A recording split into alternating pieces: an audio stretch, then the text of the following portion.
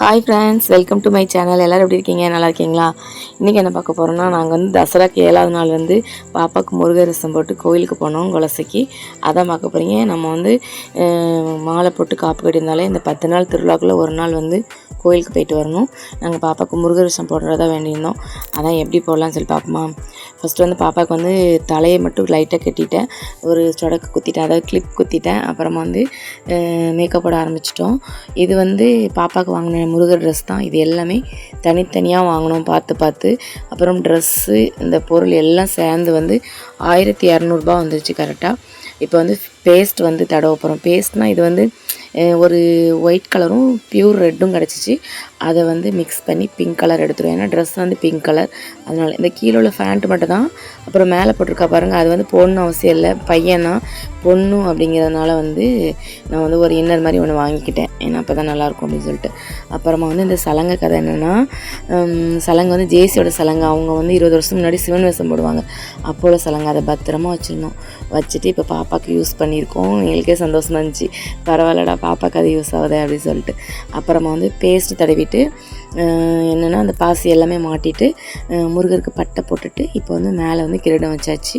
கிரீடம் வச்சதுக்கப்புறமா கையில் இடுப்பில் எல்லாம் கட்டிட்டு சலங்கையும் கட்டி முடிச்சாச்சு. இப்போ சூப்பராக முருகர் ரெடி ஆகிட்டார். எங்கள் முருகர் எப்படி இருக்காரு சொல்லுங்கள். இதோட சந்தோஷம் என்னென்னா, நாங்கள் வந்து கோயிலுக்கு போயிடப்போ நாங்கள் வந்து கொலசையில் வந்து போலீஸ், அப்புறமா ஐயர், அப்புறம் உள்ளே நிற்கிறவங்க நிறைய பேர் வந்து பாப்பாவை பார்த்து முருகான்னு கூட்டாங்க. அப்புறம் அழகாக இருக்க பாப்பா அப்படின்னு சொன்னாங்க. ரொம்ப சந்தோஷமாக இருந்துச்சு. அப்புறம் பாருங்களேன், சாமி கும்பிடும்போது கூட அந்த வேலை கீழே வைக்க மாட்டேன்னு சொல்லிட்டு ஃபுல்லாகவே முருகராகவே ஆகிட்டு குழந்தை. அதனால் வந்து வைக்க மாட்டேன்னு சொல்லிட்டு அப்படியே ஒத்த கையிலேயே தொட்டு கும்பிட்றா கற்பூரத்தை கூட. பார்க்கவே சந்தோஷமாகவும் இருந்துச்சு. வைடினாலும் கேட்கவே மாட்டேன்ட்டா. அப்புறம் வந்து காணிக்கை எடுக்க போகிறோம். நாங்கள் வந்து ஒரு 4-5 வீடு மட்டும் காணிக்கை எடுப்போம்னு சொல்லி முடிவு பண்ணியிருந்தோம். தெருப்புலலாம் போய் பிரிக்க வேணாம், கொஞ்சமாக காணிக்கை எடுத்து சாமிக்கு கொண்டு போடுவோம் சொல்லிட்டு ஃபஸ்ட்டு வந்து நாங்கள் வீட்டிலலாம் காணிக்கை போட்டு எங்களுக்கெல்லாம் திருநீர் பூசினா ஜேசி காலெலாம் தொட்டு கும்பிட்டாங்க.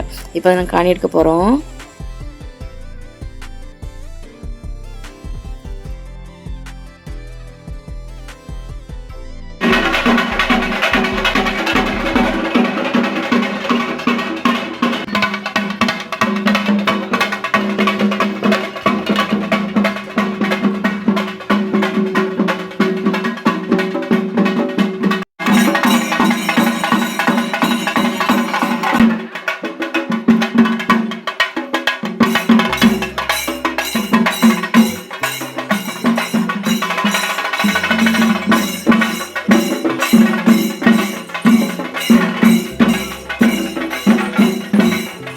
காணிக்கை எடுத்துகிட்டு கிளம்பவே செட்டு வந்துருச்சா, சரி செட்டை பார்த்துட்டு போயிடுவோம்னு சொல்லி போனோம்.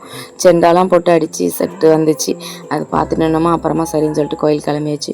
கோயிலுக்கு போனால் நாங்கள் எதிர்பார்க்கவே இல்லை இவ்வளோ கூட்டத்தை. ரொம்பவே போனோன்னே ஷாக் ஆகிட்டு, இருந்தாலும் லைனில் நின்று எப்படியாச்சும் கும்பிடுவோம் சொல்லிட்டு லைனில் நின்றுட்டோம். லைனில் நிற்கும்போது கூட நான் லைவ் கூட போட்டேன், அந்த லைவ் வேணால் போய் பார்த்துக்கோங்க. சரியான கூட்டம், பயங்கரமான கூட்டம் சொல்லலாம். கிட்டத்தட்ட 4 மணி நேரம் வெயிட் பண்ணோம். பாப்பா லைனில் கொஞ்ச நேரம் தான் நல்லா இருந்தால் அப்புறம் டயர்டாகிட்டா. எனக்கே தெரியுது, தப்பு தான் ரொம்ப நேரம் வெயிட் பண்ணி பாப்பாவை கும்பிட கூப்பிட்டு போனது. இருந்தாலும் வேறு வழி இல்லை.